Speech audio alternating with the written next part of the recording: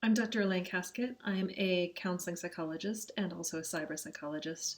I've written a book about the digital afterlife of your personal data that looks about death and the digital. And I'm not going to make this a very super slick video because there's something today that I just really want to say. I was watching a video from Dr. David Hepburn, an interview with him on Channel 4 News. He works at the Royal Gwent Hospital and he's a critical care consultant. And he was describing in really vivid terms patients with COVID-19 dying alone or dying without their friends and family there, or with just the kind of care staff looking after them and being with them because of the necessity of isolating those patients. This is a really heartbreaking aspect of dying and of bereavement in a time of COVID-19. And one of the things that he said in this interview was, and ordinarily they would be interacting with the family as well and keeping them in the loop and speaking with them. And he said, that's really hard to do remotely. That's really hard to do remotely. And that's the thing that caught my attention. Some barriers to remote communications are indisputably external. There's not the connection. There's not the equipment. The doctors or the patients may find it hard to communicate in personal protective equipment, or in the case of the doctors, or with the state of the patient, the medical state of the patient with the patients with COVID-19. So there are definitely external barriers to that. Some of the barriers to remote relating and remote communication are internal. And by that, I mean our attitudes and our beliefs about the validity or the effectiveness or the feel of online versus offline communication. Those internal barriers make all the difference. Some researchers in the United States have developed an index called the perceived reality of online interaction, PROI, the perceived reality of online interactions. Those of us who are high PROI believe that and feel like online and offline interaction has a lot of the same benefits or affordances as each other. That they think there's not that much difference between being able to feel emotionally connected, to feel like you're achieving a real relational depth. That you can build and maintain relationships online in a very similar way to offline. So just not seeing that much difference. People who are low in PROI, though, see it as inherently less than, that the technology makes it less than. They say things like, oh, there's no point in connecting remotely, it'll just make me feel worse, or the connection won't be the same, or I can't have a proper conversation, or these kinds of moments or these kinds of topics aren't appropriate for online. It can only be done in person. It can only be done in face-to-face physical conversation. So low PROI individuals with a low perceived reality of online interactions equate physical isolation and social isolation, physical distancing and social distancing, because they believe, they're carrying beliefs that it's not possible to have that kind of connection online. It's not valuable. And a lot of people are really surprised at what the body of research actually says about this. There's a significant body of research to show that in terms of intimacy, relating, emotional support, social support, kind of feeling of connection, feeling of kind of relational closeness, there's not a whole lot in it. In some really interesting, very carefully controlled studies, people experienced disclosures that happened online, connections that happened online, as being even more kind of personal and more connected than the same disclosures that occurred offline. And so this should explode a lot of our assumptions about what is and is not possible online. And it makes all the difference whether you're a high PROI or a low PROI individual. So remember, if you're low on perceiving online interactions as real or valid, remember that research doesn't actually support that there's some big fundamental difference in the offline and the online environments for all the important social animal stuff, giving and receiving social support, feeling relationally close and feeling connected.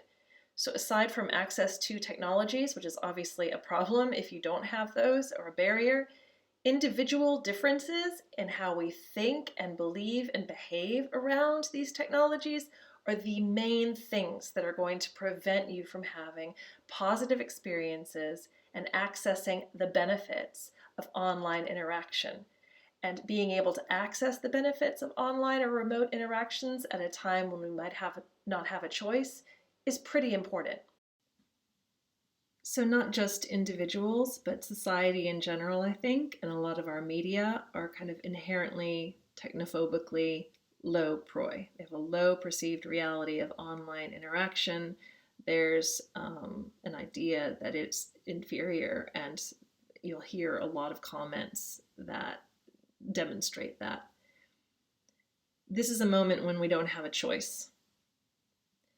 It's either connecting as well as humanly, technologically possible through remote mediated communication, or it's the potential to not connect at all. And in those situations, physical isolation does equal social isolation at a time of death or at any other time. So this is the challenge. Even if you're not naturally high PROI, believing in and feeling the similarity of these things, see if you can open your curiosity and act like you are.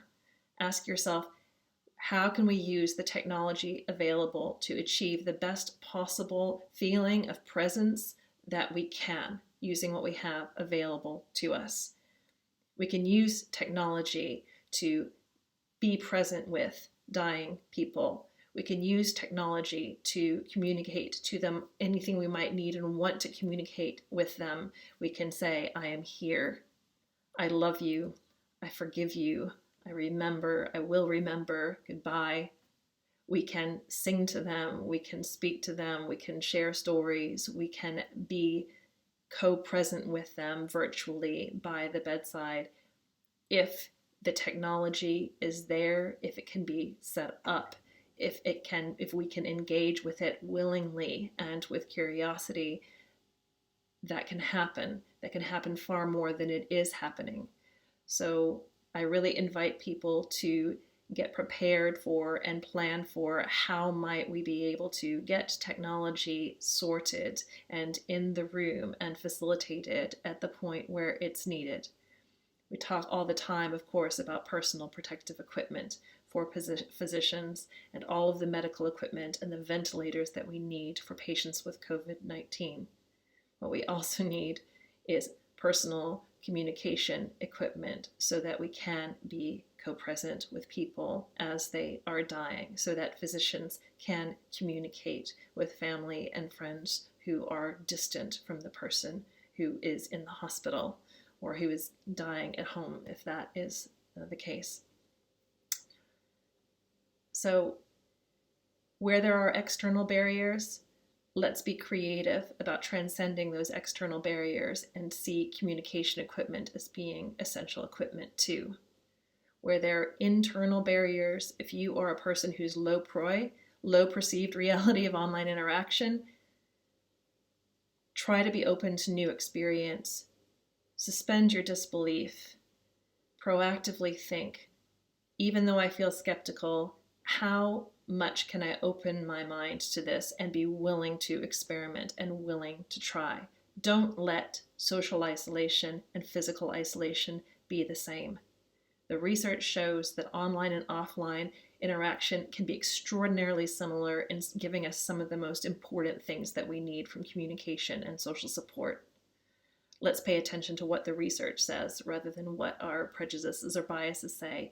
When this is our only choice, let's use what we have and let's use it well and see what it can give us at the times that we need it the most.